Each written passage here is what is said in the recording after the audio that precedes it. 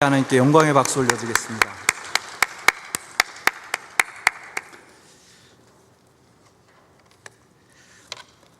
우리 샬롬과 관련해서 또 한 가지 굉장히 축하해야 할 일이 있는데요.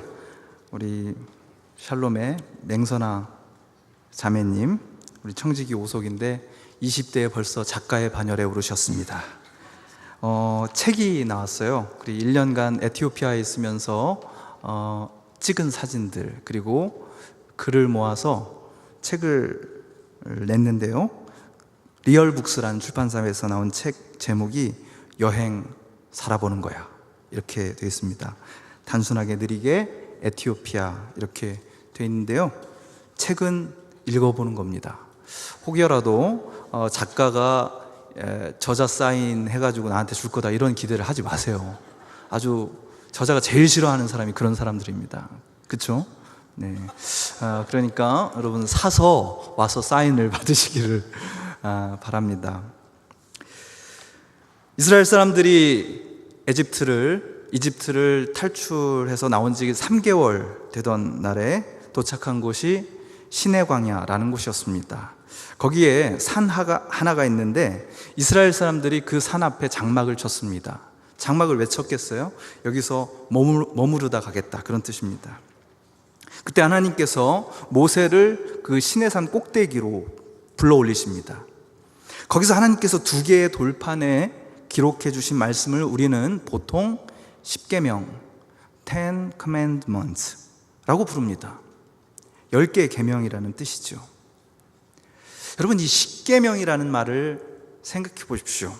조심해서 잘 지켜야 할 명령, 안 그러면 무시무시한 벌을 받는 엄한 명령이란 뜻, 이 계명이란 말에 담겨져 있습니다.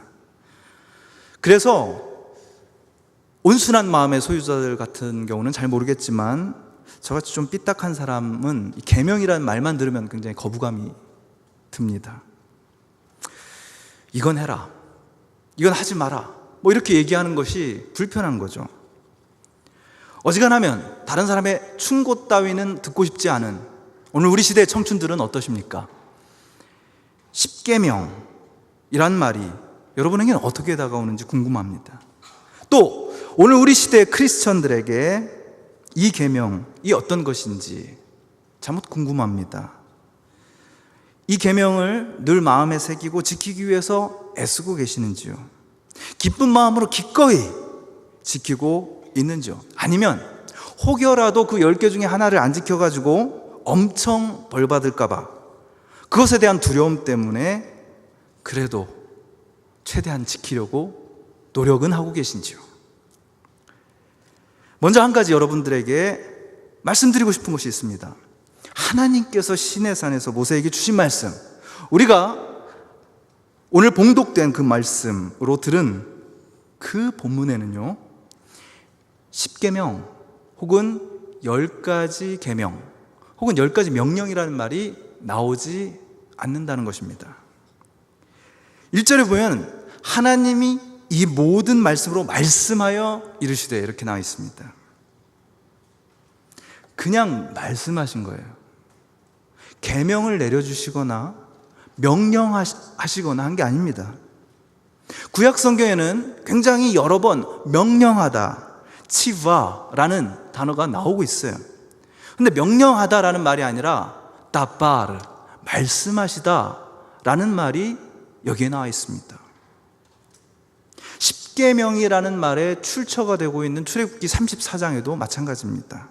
거기 28절에 보면 모세가 여호와와 함께 40일 40밤을 거기 있으면서 떡도 먹지 않고 물도 마시지 아니하였으며 여호와께서는 언약의 말씀 곧 10계명을 그 판들에 기록하셨느니라. 우리말 번역에는 이렇게 되어 있습니다. 10계명을 기록하셨다. 그런데 여기서 10계명이라고 번역된 히브리어 원문을 직역하면 그냥 10개의 말씀들 이렇게 됩니다. 이 10개의 말씀들을 뜻하는 헬라어가 데카로구스입니다.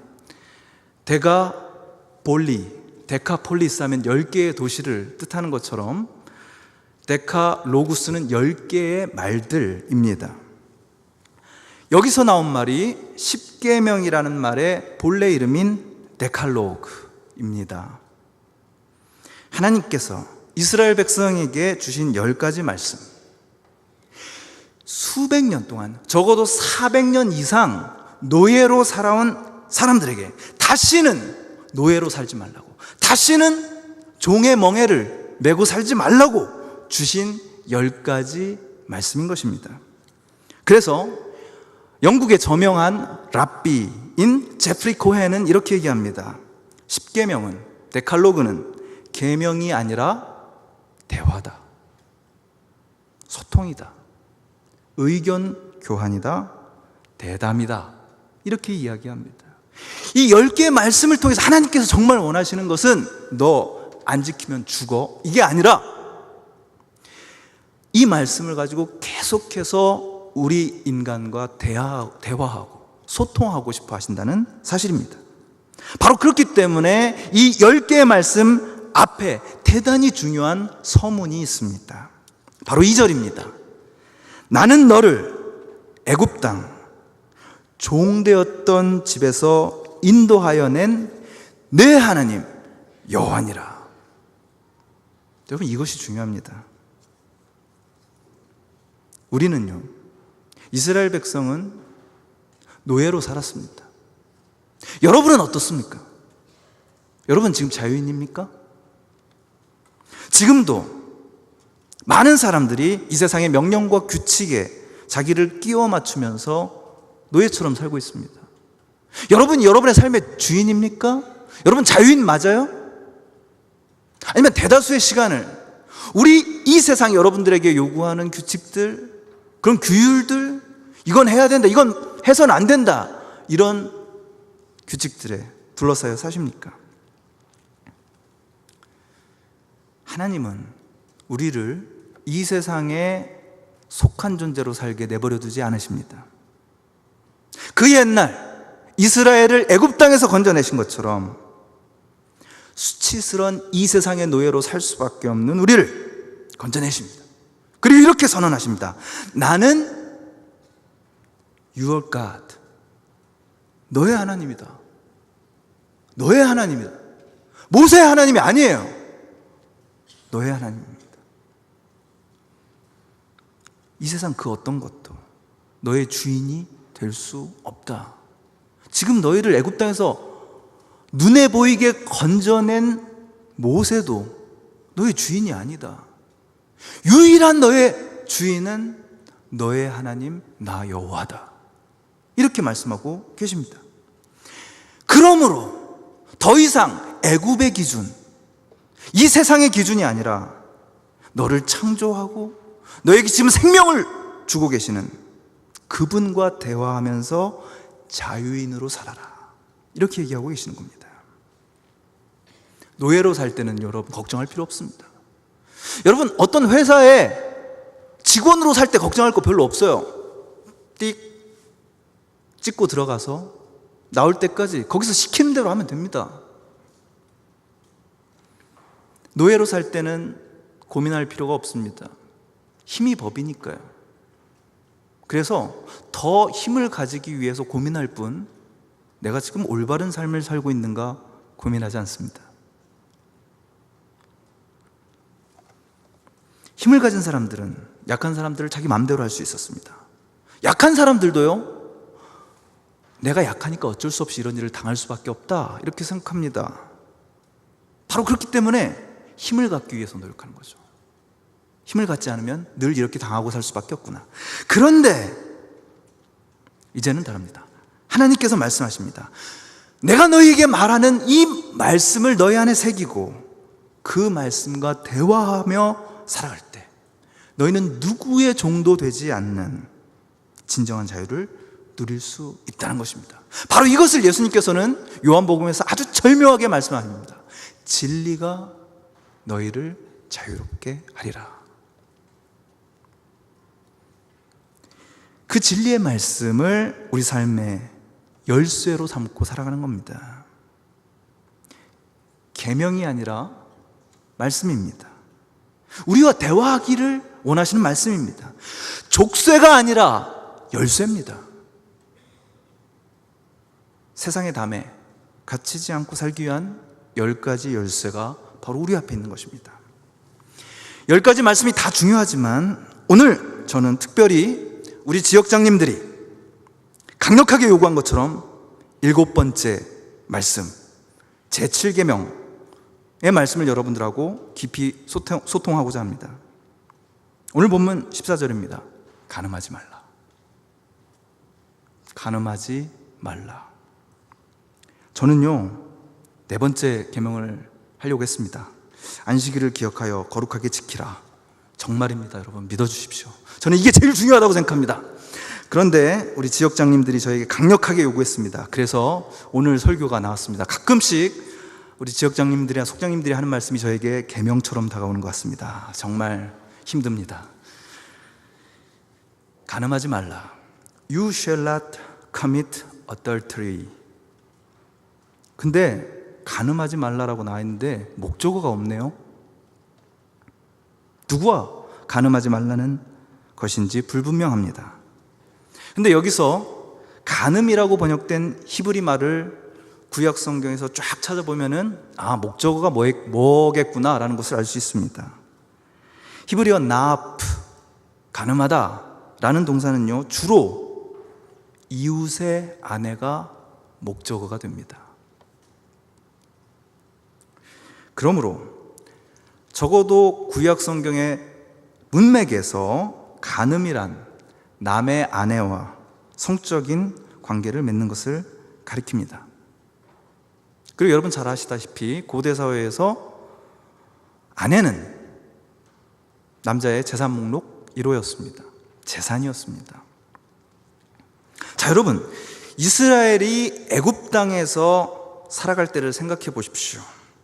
노예제 사회, 그리고 아주 엄격한 신분제 사회를 생각해 보십시오. 그 사회에서는요, 더 위에 있는 사람, 돈과 권력을 이용해서 더 위에 있는 사람이 자기보다 아래에 있는 사람에게 행하는 모든 일이 정당화될 수 있습니다. 자기보다 약한 사람의 행복을 힘으로 짓밟거나 빼앗는 경우가 비일비재합니다. 여러분, 힘 있는 자가, 예컨대 파라오가, 그 강력한 자가 요구하면은요, 아내 뺏길 수밖에 없습니다. 안 뺏기려고 버티면 어떻게 돼요? 죽여버리는 거죠. 여러분, 기근이 들어서 애굽으로 피했던 아브라함, 믿음의 조상 아브라함이 파라오에게 아내를 뺏길 뻔 했던 적이 있습니다. 그래서 아브라함이 어떻게 했어요? 너 애굽 땅에 가서 나의 누이라고 해라. 담임 목사님의 얼굴이 기억나지 않으십니까? 그게 인간입니까? 그렇죠? 그런 거예요, 그런 거. 그런데 그게 인간이었어요. 그렇죠? 어쩔 수 없습니다. 아름다운 아내를 지키다 보면 자기가 죽을 수도 있기 때문에 막강한 파라오가 요구하면은 꿇어 엎드릴 수밖에 없는 게 인간의 삶이었습니다. 힘을 앞세워 다른 사람의 아내를 성적으로 소유하고 그로써 이웃의 존엄성, 특별히 약한 이웃의 존엄과 행복을 무너뜨리는 일은 이제는 더 이상 용납되어서는 안 된다. 간음은 사랑하는 두 사람의 언약에 기초한 결혼관계를 깨뜨리는 일이라는 것입니다. 나보다 약하다고 해서 그걸 무참히 짓밟아서는 안 된다는 것이죠. 대표적인 약자 보호법입니다. 강자들이 약자의 아름다운 여인들을, 아내들을 취하지 못하게 딱 막아놓는 말씀인 것이죠.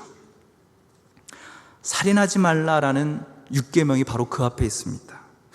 그 계명을 주신 목적이 이웃의 생명을 보호하기 위함이었다라고 할 것 같으면 바로 그 다음에 나오는 간음하지 말라라는 이 말씀은 다른 사람의 결혼, 너의 결혼과 너의 가족들의 결혼만큼이나 소중한 다른 사람의 결혼을 잘 지킴으로써 그 이웃의 행복을 지켜줘야 한다라는 뜻입니다. 결혼으로까지 이어진 그 존귀한 관계를 보호해 주어야 한다라는 말씀입니다. 힘이 있다고 너의 탐욕을 아무렇게나 분출시켜도 된다고 꿈에도 생각하지 마라. 내 안에 그 탐욕 때문에 힘을 사용해서 다른 사람의 행복을 유린해서는 안 된다. 힘이 있다고, 네 모든 욕심을 채울 수 있다고 착각하지 말아라. 간음하지 말라. 여러분, 오늘 우리가 살고 있는 이 세상은 어떤 세상입니까? 회사에서, 학교에서, 교회에서 더 가진 자들에 의해서 성적인 폭력이 자행되는 그런 세상은 정말 살만한 세상이라고 말할 수 있을까요? 그렇지 않습니다. 힘이 있어야 뭔가를 할 수 있다는 생각을 아예 버리십시오. 취직을 해서 버젓한 뭔가가 마련돼야 내가 사랑을 할 수 있다고 착각하지 마십시오. 천만의 말씀, 만만의 콩떡입니다. 나중에는 젊어서 이루지 못한 그 사랑을 내가 가지고 있는 권력과 지위를 이용해서 억지로 실행해 보려다가 다른 사람을 다치게 하는 경우들이 굉장히 많이 있습니다. 다윗 보세요. 다윗, 자기가 가진 힘을 이용하여 우리아의 아내를 빼앗아 버렸습니다. 여기까지 얘기하면 굉장히 안심하는 형제들이 많이 있을 겁니다. 그거였구나. 나는 아직까지는 다른 타인의 아내와 성적인 관계를 맺지 않았으니까 그러면 다른 건 괜찮겠네. 지금까지 괜히 죄책감 느꼈네. 이러는 분들도 있을 것 같아요. 근데 문제가 있습니다. 바로 그분 때문입니다. 진짜 10계명만 있으면 잘 지킬 수 있는데 우리가 사랑의 주님이라고 고백하는 그분이 이런 말씀하셨습니다. 또 간음하지 말라 하였다는 것을 너희가 들었으나 나는 너희에게 이르노니 음욕을 품고 여자를 보는 자마다 마음에 이미 간음하였느니라. 오 마이 갓. 제가 그 옆에다 이렇게 썼습니다. 예수님, 너무합니다. 어느 구약 교수님이 수업 시간에 학생들에게 물었답니다. 야, 여자 혹은 남자를 보고, 이성을 보고 음욕을 품는다는 건 도대체 뭐냐? 그랬더니 어떤 어리버리 남학생이 이렇게 손을 들고 얘기했답니다. 안고 싶다는 느낌이 들면 그런 겁니다. 네. 여러분 어떻게 생각하세요? 어떤 게 음욕을 품고 남자 혹은 여자를 보는 것일까요? 우리 시대의 탁월한 신학자인 톰 라이트는 이렇게 이 부분을 설명합니다. 매력적인 사람을 보았을 때 음욕의 충동조차 느껴서는 안 된다는 의미로 이 본문이 해석돼서는 안 된다. 그것은 불가능한 일이며 어차피 그 말이 의도하는 바도 아니다. 예수님이 우리에게 피하라고 명령하시는 것은 최고의 충동에 이어지는 응시, 그리고 음욕에 찬 상상이다. 여러분, 역시 최고의 신학자들은 말을 어렵게 합니다. 도대체 이게 무슨 말입니까? 역시 최고의 신학자구나, 이런 생각을 하시면 됩니다. 자, 근데 보고 음란한 생각을 안 하는 것도 이게 쉬운 일이 아니에요. 계속 떠오르고 생각나고 이상해집니다. 제가 그런 적이 있어요. 독일에서 유학할 때 아주 이런 멋있는 공간에 햇빛이 쫙 비춰오는데 어느 여학생이 지나가는 겁니다. 얼마나 아름다운지 저도 이게 책을 딱 끼고 가다가 부딪혔어요. 큰 기둥인데 꽉 부딪혀가지고 그랬던 얘기를 제가 우리 청년부의 비전 자매에게 들렸더니, 목사님, 천벌을 받은 거예요. 그렇게 얘기를 했습니다. 제가 그런 천벌도 받은 적이 있습니다. 쉬운 일이 아닙니다. 마음으로 음란한 생각을 하는 거 피할 수 없죠. 젊은 나날에는 더더욱 그렇습니다. 왜 20대 때만 되면 여러분들을 힘들게 하는 음란마귀라고 있지 않습니까? 외국에도 있는지 모르겠는데 우리나라에는 있는 것 같아요. 하도 많이 얘기하셔서. 음란마귀. 아름다운 젊음을 유지한 사람들은 다른 사람을 끄는 힘이 강합니다. 그리고 젊을수록 우리는 그런 아름다움에 더욱더 강렬하게 이끌립니다. 그런 나날들이 있습니다. 그래서 10계명 가운데 가장 지키기 힘든 게 제7계명 때가 있는 것이죠. 가늠하지 말라. 게다가 사랑의 예수님께서 우리의 마음까지도 문제 삼으시면서 더 적극적으로 해석하시는 바람에 문제가 더욱더 심각해졌습니다. 유대 전승에 이런 얘기가 있습니다. 모세가 시내산 위로 올라간 지 제 40일째 되는 날, 40일이 지나도록 소식이 없자 이스라엘 백성들이 굉장히 초조해합니다. 하나님이 도대체 무슨 말씀하시기에 모세가 내려오지 못하는 걸까? 마침내 모세가 40일이 지난 후에 산 아래로 내려와서 이렇게 말합니다. 여러분을 위해 좋은 소식이 하나가 있고 나쁜 소식이 하나가 있습니다. 그러자 사람들은 좋은 소식 먼저 해달라고 했습니다. 여러분, 좋은 소식은 하나님께서 우리에게 지키라고 하신 계명이 수백 가지가 아니라 겨우 10가지입니다. 이스라엘 사람들은 와 하면서 환호했습니다. 10가지만 잘 지키면 된다. 그리고 환호가 좀 지나간 다음에 모세에게 물었습니다. 그러면 나쁜 소식은 무엇입니까? 모세가 주저하면서 이렇게 얘기합니다. 간음하지 말라는 계명은 빼지 못했습니다.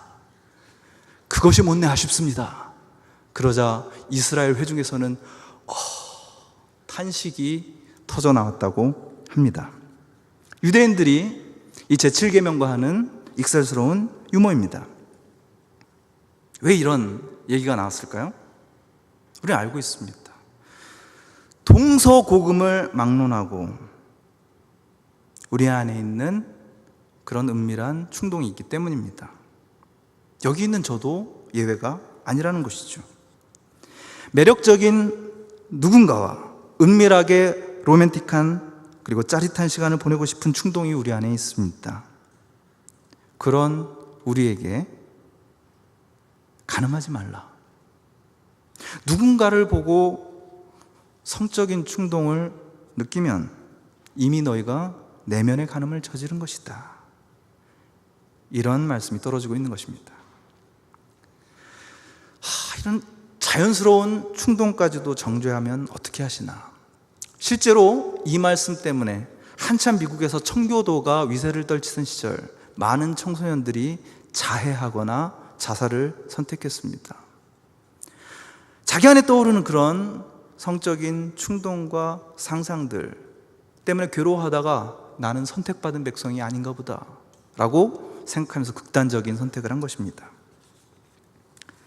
과연 하나님께서는 이런 우리의 자연스러운 충동까지도 정죄하시는 분일까요? 그런데 우리는 알아야 합니다. 우리 안에 있는 욕망은요, 그것이 조금씩 커져서 도저히 절제되지 않는 탐욕으로 성장할 가능성이 상당히 높고요, 그렇게 탐욕으로까지 성장한 욕망은 우리의 마음으로만 있지 않고 반드시 밖으로 터져 나온다는 사실입니다. 그리고 인간은 그렇게 외적으로 드러난 탐욕을 합리화하면서 그럴싸하게 포장하면서 죄인이 됩니다. 그게 인간이에요. 앞서 예수님께서 마음의 음욕을 지적하신 후에 날카롭게 비판하고 계시는 게 있습니다. 그것은 남자가 이혼 증서를 써주고 합법적으로 이혼하는 것입니다. 청지기 속장 가운데 한 명이 저에게 이 본문을 가지고 카톡으로 물어왔어요. 얼마나 고마운지 모릅니다. 저는 가끔 이렇게 말씀에 대해서 물어볼 때 제가 목사로 있는 존재 이유를 확인하곤 하는데요, 이게 도대체 뭘까요? 이혼하면 안 된다, 재혼하면 안 된다, 남편이 폭력을 행사하는데도 절대로 이혼해서는 안 된다, 이런 말일까요? 아닙니다. 이혼 증서를 써주고 합법적으로 이혼하는 것, 그것은 욕망의 포로가 된 힘 있는 사람이 그 욕망에서 헤어나오지 못하고 한때 내가 사랑해서 결혼까지 이른 그 사람마저도 버리려고 하는 그런 인간 안에 있는 가장 치졸하고 더럽고 추악한 욕망을 예수님께서 단칼에 잘라버리시는 겁니다. 이런저런 이유를 대면서 우리는 증서를 써줍니다. 그리고 다른 대상을 선택합니다. 마음에 부담이 생기니까 뭔가 합법적인 것이 있었으면 좋겠다라고 생각해서 모세의 율법을 도용합니다. 그리고 또 다른 대상으로, 그 다음 대상으로 넘어가는 것이 인간입니다. 잘 생각해 보십시오. 여러분, 결혼은 약속입니다. 그리고 다른 관계들도 마찬가지입니다. 여러분들이 애정하는 관계, 친구 관계, 모든 것이 굉장히 소중한 약속이에요. 약속에서 소중한 것은 상대방입니다. 그런데 우리 안에 있는 욕심이, 굉장히 변덕스러운 욕심이 상대방보다 커지기 시작할 때 문제가 됩니다. 계속해서 우리의 허영이 우리를 자극하는 것이죠. 약속은 나와 관계를 맺은 그 사람을 위합니다. 욕망은 그 사람이 아니라 내 안에 변덕스러운 허영에 집중합니다. 한 사람에게 헌신하는 거 싫어합니다. 음욕은 약속에 묶이는 것을 싫어합니다. 어딘가에 있을 미스터 라이트, 미스 라이트, 그런 환상 혹은 이데올로기에 자기를 맡기며 더 예쁘고 더 능력 있는 이성에게 눈길을 줍니다. 이런 사람들 이야기가 신문에 나오죠. 이런 사람들 이야기가 SNS에 나옵니다. 이런 사람들 이야기가 바로 우리 안에 있습니다. 음욕을 품고 이성을 보는 자마다 이미 마음으로 가늠한 사람이다. 거룩함을 추구한다는 신자들에게도 있습니다. 목사들에게도 있습니다. 겉으로는 드러나지 않아도 숨겨진 간음, 마음의 음욕에 휩쓸리는 것이 사람입니다. 인간의 힘으로는 아무리 노력해도 벗어날 수 없는 거친 충동의 소용돌이. 우리 모두 안에는 나다나엘 호돈의 주홍글씨의 주인공 가슴에 새겨진 A, adultery, 그 글씨가 새겨져 있습니다. 우리 모두는 가늠하다 붙잡힌 여인처럼 무시무시한 시선들에 둘러싸여 있을 때가 있습니다. 혼자 있더라도 말이죠. 만일 그렇다면, 만일 우리가 시시때때로 이런 마음의 음욕에 시달려 괴롭다면 어떻게 해야 될까요? 여러분, 너무 자책하지 마시고 일단 상담사를 찾아가셔도 됩니다. 믿을 만한 사람이 없다면 저에게 오십시오. 알려드리겠습니다. 저 아니에요. 걱정하지 마십시오. 괜찮습니다. 찾아가서 나의 문제를 이야기하는 순간 그 문제가 가지고 있는 쏘는 힘이 사라져요. 그 다음 그분의 말씀과 대화할 수 있습니다. 간음하지 말라. 이것은 너 이거 지키지 않으면 죽어! 큰일 나! 이렇게 얘기하는 계명이 아니라 우리가 탐욕의 노예가 되지 않아 살 수 있게 하는, 탐욕에 이리저리 끌려다니면서 인생을 망쳐버리고 마는 그런 인생이 아니라 정말 자유인으로 살기를 원하시는 그분의 말씀입니다. 나랑 대화하자. 나랑 대화하자. 그런데도 시시각각으로 변하는 탐욕에 이끌려 살다가 나도 아프고 다른 사람도 아프게 할 때, 내 안에 새겨진 A라는 주홍 글씨를 보며 절망할 때, 여러분, 다른 곳으로 도망가지 말고 그분께 나오시기를 바랍니다. 그러면 언젠가 그분의 음성을 듣게 될 것입니다. 요한복음 8장 11절의 말씀입니다. 나도 너를 정죄하지 아니하노니 가서 다시는 죄를 범하지 말라. 내 가슴에 새겨진 음란의 글씨를 바닥에 새겨진 글씨로 지워주시는 주님의 사랑, 여러분, 그것만이 우리의 피난처입니다. 간음하지 말라. 이 말은 지금 내가 맺고 있는 관계를 소중하게 생각하라는 뜻입니다. 지금 네 옆에 있는 사람, 그 무엇으로도 대치될 수 없는 소중한 사람이다. 약속으로 맺어진 관계를 소중히 여겨라. 지금 네가 느끼고 있는 좋고 나쁨, 호불호가 기준이 되지 않고 그와 맺은 언약이 기준이 되도록 하라. 여러분, 하나님께서는 우리와 맺은 언약이 깨어지고 무시당하고 방치되는 것을 보면서 가슴 아파하셨던 분이기 때문에 인간 사이에 맺어진 약속의 관계도 굉장히 소중하게 생각하시는 겁니다. 내 마음에 안 든다고 그냥 증서를 줘서 버릴 수 있는 그런 게 인간이 아니라는 겁니다. 무엇보다 여러분, 오늘 우리 시대의 풍조에 맞서는 자유인으로 살아가시길 바랍니다. 윤리학자 폴 램지는 우리 시대를 이렇게 표현합니다. I love you 라는 말이 넘쳐나는 세상. 그러나 당신을 사랑해 라는 이 말이 나는 나를 사랑해, 그래서 너를 이용하고 싶어 라는 말로 전락해버린 세상. 절묘하지 않습니까? 간음하지 말라는 말은 바로 이런 세상에 저항하는 우리의 무기입니다. 그런 세상에 저항하면서 지금 내 앞에 있는 사람에게 신실할 수 있는 힘을 키워가야 합니다. 더 나은 대상을 찾겠다고 분주한 마음 가라앉히고 지금 함께 있는 사람의 존재에 헌신할 수 있는 능력, 그것이 필요합니다.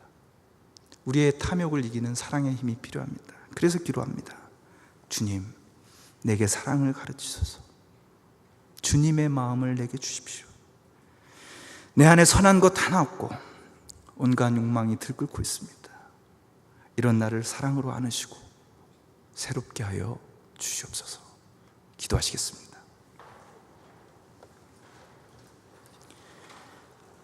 주님, 나의 마음을 다 아시는 주님 앞에 제가 숨길 것이 뭐가 있겠습니까? 간음하지 말라 라는 말이 뜨끔하게 다가오는 우리는 모두 마음속으로 허망한 충동에 휩쓸려 이리저리 비틀거리는 사람들입니다. 주님, 이런 내가 싫어서 나를 버리고 싶을 때도 있습니다. 주변에 많은 사람들이 그런 모습을 보면서 안타까워할 때도 있지만 내 안에 이런 욕망이 들끓고 있어서 힘겨울 때도 있습니다. 그래서 주님, 간음하지 말라, 모세를 통해서 우리에게 주신 그 말씀을 나의 참된 자유를 위한, 참된 관계를 위한, 아니 나만이 아니라 나와 한 공동체를 이루고 살아가는 다른 사람들의 행복과 존엄을 위한 주님의 귀한 말씀으로 여기고 내 마음이 주님이 원하시는 모습이 점점 되어갈 수 있도록 나를 쳐서 주님께 복종시키는 저희가 될 수 있도록 도와주시옵소서. 허물 많은 우리지만 사랑하여 주시고 바닥에 쓰신 글씨 이후에 우리에게 주시는 말씀으로 우리를 죄의 길에서 벗어나게 해주시는 주 예수 그리스도의 이름으로 간절히 기도드리옵나이다. 아멘.